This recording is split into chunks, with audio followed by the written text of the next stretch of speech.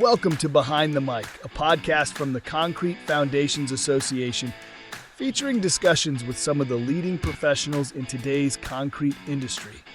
This series features interviews recorded at the World of Concrete 2020 conference in Las Vegas. And in this episode, Rocky Jeans, a seasoned concrete contractor and founder of a construction business school, discusses his early exposure to the industry through his father, his time in the Marine Corps, and how he eventually started his own business. Let's jump right in. We're back at World of Concrete 2020, Las Vegas, and it is still just as live as can be here in day one. And found myself with an opportunity to talk to one of my mentors, one of my good buddies, Rocky Jeans. Rocky, welcome to Behind the Mic here, podcast for the CFA. Jim, thanks for having me. It's great, and it is lively here. Every time I turn around, there's a lot of action going on. It really is, and that's one of the things that I love about being here on the show floor as an association, is that it's all about the networking and drawing people in and then just let them be themselves and learn from each other, which is really, I want to spend some time with you, the podcast listeners that we have. It's an opportunity for us to speak into them in new ways. You and I have a great relationship as you've created this business school, and we'll talk about that a little bit. But first and foremost, your background is a concrete contractor, just like every one of these young men and older men that are walking around this show floor. You've walked their walk, you've talked their talk. But you first went off to the military and learned a lot from the military and then came back. What got you into concrete construction? Well, really, and it started before the military. So my start was 7 years old, riding around, like a lot of the people right here, in the seat with my dad in the pickup. 7 years old? 7 years old. All right. And I loved it when he would take me out of school to help him on a job. When I got to be about 13 or 14 and could really make a difference. So that's how I really started. So I learned a lot of good things. I learned things that were maybe the wrong way to do concrete work. Right. That continued until... you hit that point in your life that I was aggravated at my girlfriend, aggravated at my parents, and I thought the Marine Corps would be a great idea. Right. Till I got on the yellow footprints. But that was such a good experience. It was life-changing for me, and I think most people go into the Marine Corps just to get through that boot camp part. Sure. Teaches you humility and structure. Yeah. So after that, came back home, got in the business and started my own business. I subcontracted under my dad, but kept the same doing business as our company, LL Jeans Construction, and didn't know a doggone thing about financial statements, job costing, which really led me down the path of failure. Mm. Well, let's talk about that for just a little bit. So you learned from your dad, but my perspective oftentimes in talking with the next generation contractors is it's hard for the father to give business to the son. Especially with my dad, and he was such a good man. He knew how to work, and his advice to me was work harder than anybody with you and set the example. Always be honest and you'll be successful. So you were a small contractor at that time, and you're talking about pulling up alongside of really large companies. And I know just from interactions with other companies, there can be, it can be really intimidating to open yourself up to somebody that's bigger than you. It's beneficial though, isn't it? It is beneficial. However, I understand how intimidating that is. For me, I had to go through a lot of personal change in my life, where I got to where I became very comfortable with who I was. Mm-hmm. And with that, then it didn't bother me to talk to somebody. I had a contractor that gave me advice that did upwards of $900 million a year. So if I said his name, everybody would know it. Right. And I don't want to now. And it was amazing when you come up and talk to people like that, they feel very comfortable with you and they'll share. Right. So if we go through this period of time, you've turned your contracting company around, you're learning the art of being a successful businessman as well as a quality concrete producer. Did you ever find a conflict between those two ideas? No. No, because the more that I learned about being a business person, and I say that to be politically correct, but also it's because it could be women or men, Right. a business person in addition to being a contractor, and the more that I learned, the more the two of those tied in together. And I discovered that the biggest challenge with contractors, which are typically a lot of the smaller ones, start off being a tradesperson, and then they go into being a contractor, and they don't know anything about business. Right. And many times they fail or they struggle for years. So the comparison there really, and we've talked about this on other podcasts, is you can own a job or you can own a business. Amen. And so that dichotomy that exists, it's the transition in business. Maybe a perspective of growing up in business, but how does that reflect on your history of the difference between these two? I sense that your dad was owning a job. You know what? No, I think he really did own a business. Okay. However, and I'm glad that you mentioned it that way, he owned a very small, controllable business within his paradigm. Okay. So he owned a business that he did the right things, but he knew, if I can quote Clint Eastwood, a man has got to know his, what? Limitations. His limitations, yeah. right. So my dad knew his limitations, and in a sense, I did too. For being in South Bend, Indiana, I knew the sweet spot for the company at the time. And when I hit that sweet spot, which a lot of it that I learned was, when you get out of debt, you got money in the bank, and you go out after work, and you don't have to bid that work like I have to have that job.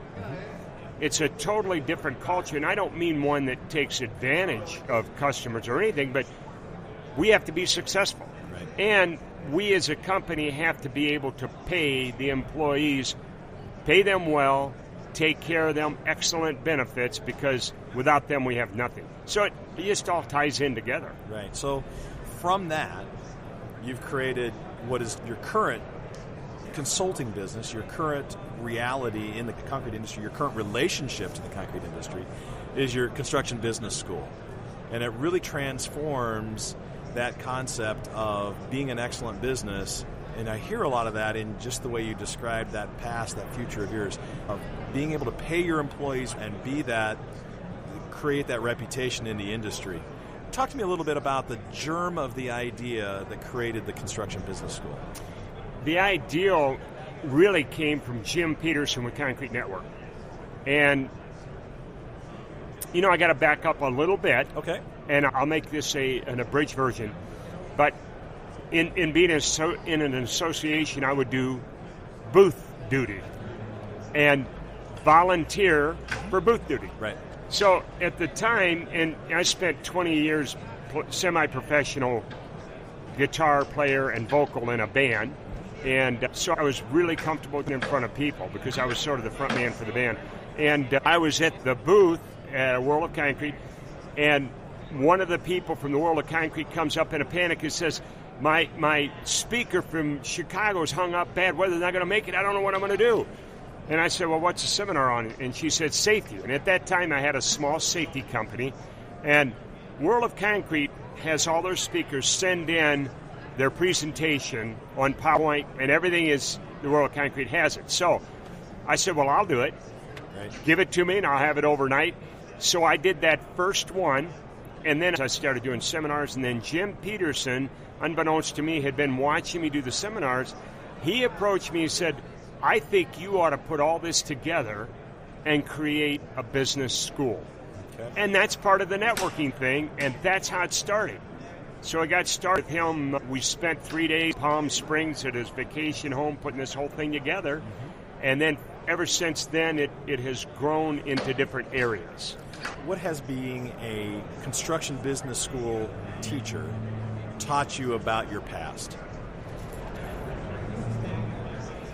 I think it taught me the importance of learning, especially early on. That's what I was hoping to hear from you, is that when we talk to people on a podcast like this, and I always want them to take something home, what can they implement today? And to me, that's core values that is easily overlooked in your course of doing business, and that's early listening and often learning. So I ask you the question, it's kind of a tough question, is what has teaching a business school taught you about your past? Let's shift gears just a minute, and what have you started to learn about other contractors by teaching this business school? Oh, that's all over the place. I've learned that so many contractors are so passionate and they work so hard at what they're doing. And they mean so well for their business and their coworkers or employees of the business. And I've learned that there are contractors that are just dog-headed stubborn, that you could explain and show them, but they're so fixed and doing the same thing that hasn't worked and continue doing it. And that's frustrating to see that. I have learned that I really enjoy working with contractors that will make change as we work with them. I say we, yourself and me, as you work with any of these contractors, and you see them make changes that help them and advance their business. It's like, that's my emotional ka-ching. Yep. I just love it. As I don't do any of this for the money. I mean, I want to be able to take my wife out to dinner now and then, but... She deserves that. Yeah. She puts up with you being gone an awful lot. That's an understatement. Yeah. So, this is a great industry, and you talk about passion. You do sense, when you talk to contractors, that is what has held them through some tough times. Yes. Is the fact that they are passionate. I often say that concrete literally and figuratively gets in your blood. And really, that is what I see in a lot of these companies, and they're sort of hitting their head against a wall repeatedly, not able to get through the solutions that they need, and so they've got to get in the right environment. So your business school is one of those right environments, as much from the perspective of opening up their thinking as absorbing what you have to offer them, because it's almost shooting a fire hose at them. They're not going to absorb everything. So the whole experience that you go through in helping them open up their lines of thinking is a beneficial tool in business. I think that's the biggest one. More than maybe any takeaway to just all of a sudden take the blinders off and open up and say, wow, there is so much out here.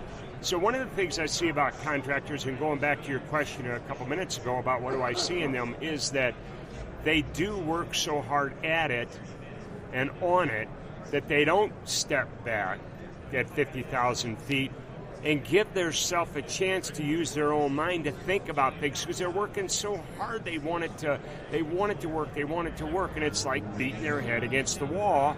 And maybe if they walk down to the end of the wall, they realize, oh, I could just walk around the wall. Right. But yeah, to open their mind to looking at different ways of thinking about it, which it's like, man, when the light comes on, it's like, oh my goodness. Yeah.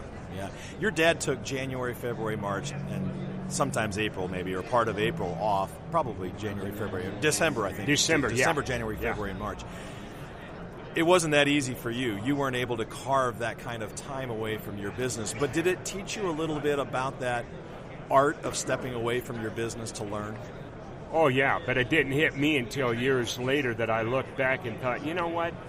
My dad did not die a wealthy man, but he did die wealthy in terms of he made his time count for the simple things in life. Going ice fishing, having fish fries where he would have friends and other business people over to the house. My mom would fix hush puppies. They're both from Alabama. So they'd whoop up a meal, that was some Southern cooking. Oh, love it. Yeah. Love it. Love it. One of the statements that you just offered a little bit ago is another nugget, I think, that comes from your business school, and that's this concept of coworkers versus employees. It's a completely different cultural shift in owning and managing a business, doing so with coworkers versus employees. How do you see that? Well, I never liked the idea, first of all, when the people that I work with in my company would, if they'd introduce me to somebody and say, I work for Rocky. And I just wasn't comfortable with that.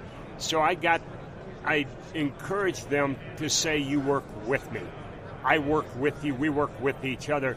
So really, they're not an employee of mine. I didn't like, for me anyway, and I'm not saying, I'm not judging anybody else, but for me, I didn't like that degree of, help me out here. What would you, where you feel like there's an upper... There's authority in it. Authority or level or whatever. I just feel like we all work together. So that's where I was much more comfortable with calling them, we're coworkers. That's what we are. And yet, the elimination, if I insert the authority back into that relationship, the elimination of that authority can be a problem. Or some of these listeners may assume that without that level of authority in there, that separation as employer versus employee, that you lose that leverage, or you lose that leadership over those that you do employ. How were you able to maintain that separation? Well, because as co-workers, we all have responsibilities. Okay. So my responsibility in my position as president of the company is leadership for and of the people, management of the processes and systems, which, by the way, that's another little pet peeve or thing with me. I don't believe that you manage people. I believe you lead people and you manage the process and system. So as far as leverage or losing that, if you treat people fairly but then firm, so you set out the expectation, you do the training, you make sure it's understood, you work with them, you coach them, and they got the right attitude, then it's going to work. I mean, there's some other areas in there, but then if it's not working, you let them know what's not working, you encourage them, ask them what they need, and then it gets to the point, if you've done everything you can do to help them, right, and what they need to do is not changing, then you let them go, and that's where a lot of contractors have a tough time doing, is letting people go. It's almost, some of them have to get to an emotional state that they almost get aggravated and do it in a moment of anger, and it's all across the board. So I believe that when you do let somebody go, number one, it shouldn't be a surprise, which I got from reading Straight from the Gut, Jack Welch. He said, when you let anybody go and it's a surprise, you haven't done your job. I'd agree with that. Right. Unless it's something like theft or safety, things that are really very serious, different story. But otherwise than that, there's never a consideration that you lose an edge because, and I'm going to use the scene from The Godfather. All right. Where he's sitting there, and we don't have video, but it's like Marlon Brando. They just talked about somebody that's been messing with his business or whatever, and he just leans back. I don't even remember the scene. Yep. And he takes one of the fingers and he just kind of rubs his cheek a little bit, and he says, take him out. Now, see, Marlon did not lose his temper. He didn't get wound up. He said, just take him out. So We're talking about concrete, which maybe that could happen in concrete. Who knows? It could. Yeah. But to be able to handle it with dignity and let somebody go, your coworkers notice this. Mm-hmm. They notice that you can be a coworker and that you can lead this team. Don't mistake kindness for weakness. And when they see that all of a sudden, not all of a sudden, but you've let people go and they're gone, that you're serious about it, but you do it with kindness. And this is the way you managed your company. It's the way I led my company. Led your company. Very good. Thanks for the correction. I mean, that didn't happen overnight. Right. It was a transition. I look back on my behavior when I first started out after I got out of the Marine Corps, and I'm embarrassed at the way that I behaved. And I was like a child walking around in an adult body. Mm. So there's an element in business today, particularly in concrete construction, that looks at the current generation entering the workforce as one that has been affected negatively by the concept of participation trophies. And so that makes them overly sensitive to correction, overly sensitive to leadership. But I sense from your perspective of the idea of a coworker and participating in business, that might be a really good way to manage through this element of new generation or next generation business participants. Did you get a sense, do you have a sense of that? I think there's an element of that. However, I still think it's a challenge. And at the risk of sounding like I've got to dial in, I don't, because you take every therapist and counselor, psychiatrist, psychologist out there, they've all got different takes. But my own is that, yes, whatever they did, they get a trophy. They're not prepared for real life at all. Right. And then when they get into real life, it's a total shock to them. Mm-hmm. And it's difficult to deal with. So I think it's really a difficult challenge for contractors to deal with. Right. However, I do think attempting to work with them and encourage them. Nobody that worked with me had to do it exactly how I had to do it, although there were non-negotiables. Okay. You could do it in a way that you think would fit, and we could try that, but the non-negotiable is, number one, you got to be safe. Number two, we have to be honest about it and have integrity about what we're doing, and all those types of issues about being honest and doing it right, treating your crew right, treating them fair, all those things. Otherwise, we could try this. And that's the other thing in the business school I talk about. Do you let a coworker fail if you think that they're going to be failing and you could afford the cost of the failure? If you see potential in this coworker, I'm all for it. Because if you get behind them and say, you know what, and you're very candid and honest, and you say, I'm thinking this may not work. However, I know that people thought that things that I wanted to do wouldn't work, and by God, I made them work. So I don't think it'll work, but I'm behind you. I support you. You tell me what you need, and I'm going to give it to you. But again, I would watch how much money in case he did fail.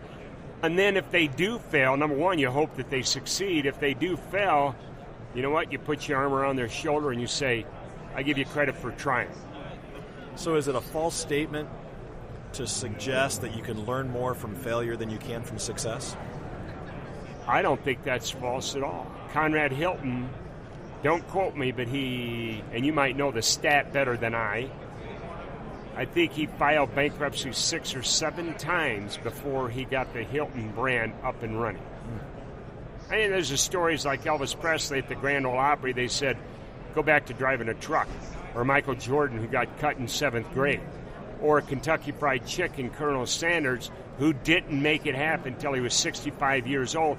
And when you look at his life, he was a failure all the way along. Right. Thomas Edison's light bulb, 98, not 98 failures, but 98 chances to learn how to do it right. Yes. And the 99th time it hit on it. Successful examples throughout industry. What was the moment that you decided that concrete construction was done for you? That is a very good question. I think when I realized that I was at a point that I needed to make change in some of the leadership within my company. So you can have some people that can slowly turn as they get to a stage of their life. And I realized that in order to make these changes and to get the benefit from them, it was going to take 3 to 5 years before I saw the return on it because of what we're faced with the labor force. Right. So at that moment, I looked at where I was business-wise. I looked at how hard I had worked, and I had looked at, geez, how I've accomplished a lot, for me anyway. And I thought, you know what, I think this is time. And everybody told me, you'll know. Right. And by golly, I did. Yeah. It just felt right. Yeah, I did. Yeah. And of course, I know your story on how you closed down your business and how you tried to transition leadership, and so the life lessons that you learned through that. And now I get a chance to really spend lots of quality time with you, not just learning about you, but also learning about others as they learn from you. And I get a chance to see this whole idea of them opening up about themselves and learning about themselves through the process. To listeners on a 30-minute podcast, you've got one chance to influence them for the next moment of their future. What's your word of wisdom to them? My word of wisdom would be that they be open to listening. And it's part of a little bit also what I said earlier. One takeaway is be okay with dropping that guard that you don't know and sit down and listen. And I don't do a lot of meditation. Maybe I do in a way, but be still. And just, I want to quote a Bible verse. Psalm be 46:10. still and know that I am God. Yeah. Did I get it right? Yeah, absolutely. Yeah. Absolutely. So it's my mantra. So I think that's really important, and I thank you for your time. It's not easy. You've got an intense schedule here at World of Concrete, but I appreciate you taking some time and sitting down with me. We'll do more of this. I would love to have you back on and do another podcast or two, maybe about some specific topics as we continue to learn from each other and learn with each other. You can find out more about Rocky. Visit rockyjeans.com, and it's a great way to pursue some new things for you in business. And I want to encourage you to take that step. Challenge yourself to do and challenge to do it sooner than later, because you won't regret it. And Rocky, again, thank you so very much. You can hear the World of Concrete continues on behind us. We're going to be here throughout the week, and I chose World of Concrete this year to really offer you a chance to learn from some very wise contractors, as well as those contractors that maybe don't give themselves the credit of being all that wise. But when you get a chance to listen to them, you learn that they're an awful lot like you, and you can be wise too. Thank you for listening. I hope you check in with us at a later time as you continue to learn from Behind the Mic here by CFA. Behind the Mic is brought to you by the Concrete Foundations Association. You can learn more about us and about becoming one of our #CFA Concrete Pros by visiting our website, cfaconcretepros.org. If you're a concrete professional interested in being part of a future podcast, reach out to us by email to info@cfaconcretepros.org to start a conversation. Thanks for listening, and we'll see you next time on Behind the Mic.